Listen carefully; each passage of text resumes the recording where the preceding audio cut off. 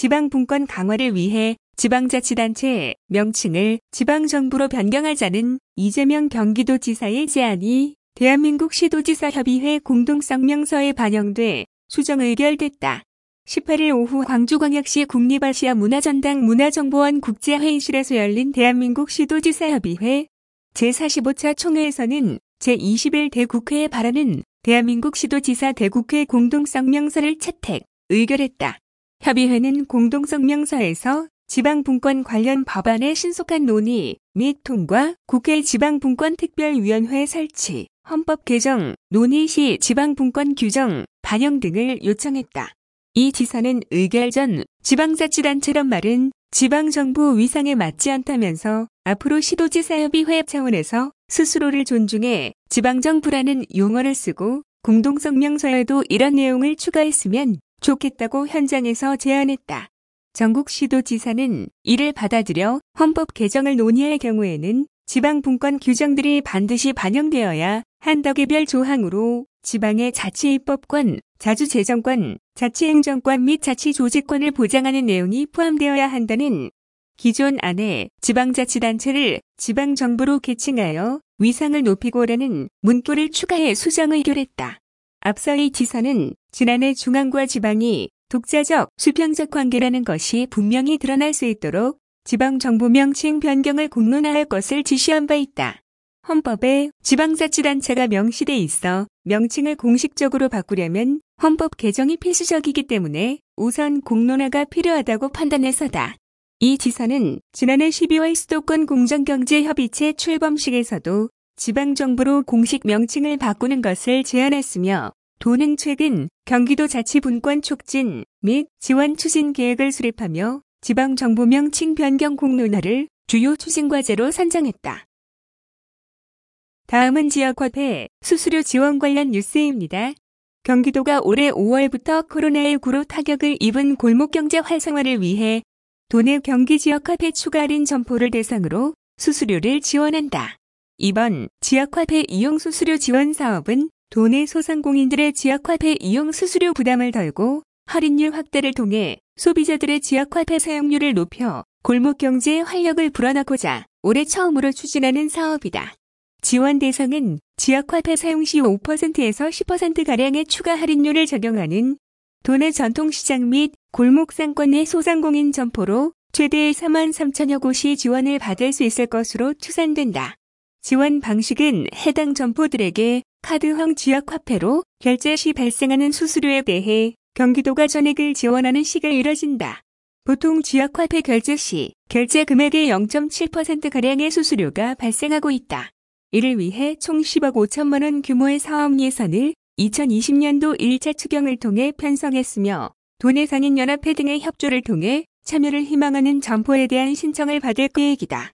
도는 이번 사업 시행으로 도내 소상공인의 경제적 부담을 완화하는 데 크게 기여할 것으로 보고 있다. 또한 이를 계기로 할인율을 적용하는 소상공인들이 늘어나면 소비자들의 적극적인 지역화폐 사용을 유도해 코로나19로 침체된 지역경제 활성화에도 크게 도움이 될 것으로 기대하고 있다. 특히 일부 업소에서 지역화폐 결제 시 수수료 명목으로 웃돈을 요구하는 등의 지역화폐 차별거래 현상을 예방하는 데도 큰 도움이 될 전망이다. 조장석 경기도 소상공인과장은 경제의 모세혈관인 골목상권이 살아야 지역경제가 살아난다며 경기 지역화폐 활성화를 통해 소상공인의 매출 상승을 이끌고 건전한 거래 문화를 정착시켜 골목경제의 새로운 활력을 불어넣도록 노력하겠다고 밝혔다. 사업에 대한 자세한 사항은 경기도시장상권진흥원 지역화폐팀으로 문의하면 된다. 다음은 코로나19로 국제질서 재평 관련 뉴스입니다. 코로나19 관련 현안 보고서를 연속 발간하고 있는 경기연구원이 경제, 도민 인식, 환경 관련 주제에 이어 이번에는 외교 분야를 분석했다. 경기연구원은 국제질서를 흔든 코로나19, 인간 안보와 가치연대의 부상을 발간하고 코로나19로 인해 국제정치 질서와 안보 패러다임의 변화가 불가피하며 이 과정에서 한국이 국제협력에 주도적 역할을 담당할 수 있는 유리한 여건이 조성됐다는 내용을 담았다. 보고서는 코로나19로 인해 전통적인 국제연대가 붕괴되고 군사력과 경제력을 바탕으로 하는 경성안보에서 연성안보와 인간안보로 패러다임이 전환되고 있다고 밝혔다. 국제 질서의 핵심 변수인 국력이 군사력에서 위기 대응력으로 전환하는 중이라는 것이다.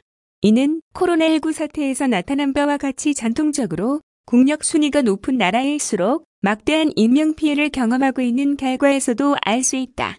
이성호 경기연구원 연구위원은 코로나19 이후 세계 질서는 힘이 집중되는 기존 형태에서 벗어나 투명성, 개방성, 민주성의 가치를 공유하는 국가 간 연대에 기초한 국제협력 네트워크 형태로 나타날 것이라고 전망했다.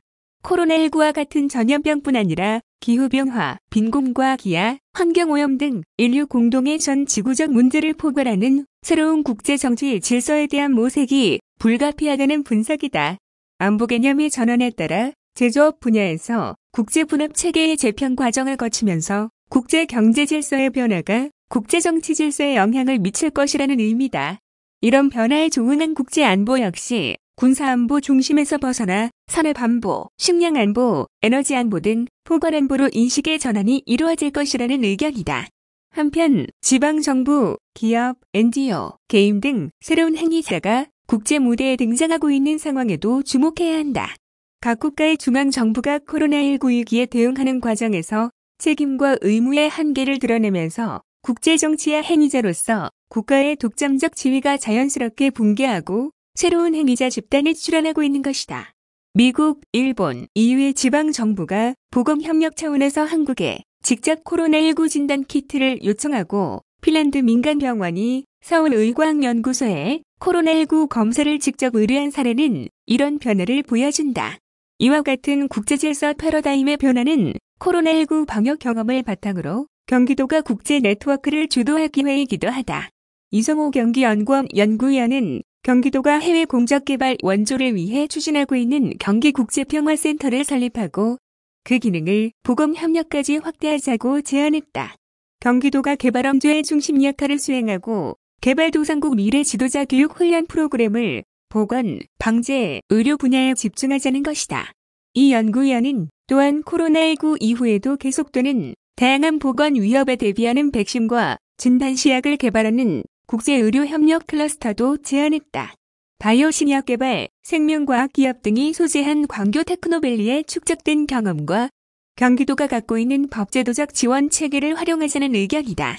전통적인 제조업도 국제분업체계 재편에 따라 리쇼어링이 대안으로 논의되고 있다. 경기도는 제조업의 강점을 활용하여 첨단 제조업의 중심지로 미래성장 동력을 주도하기 위해서 리쇼어링, 참여기업 유치를 위한 기술 지원, 기금 지원, 인력 훈련 지원 등의 종합 지원 체계를 구축할 것을 제안했다.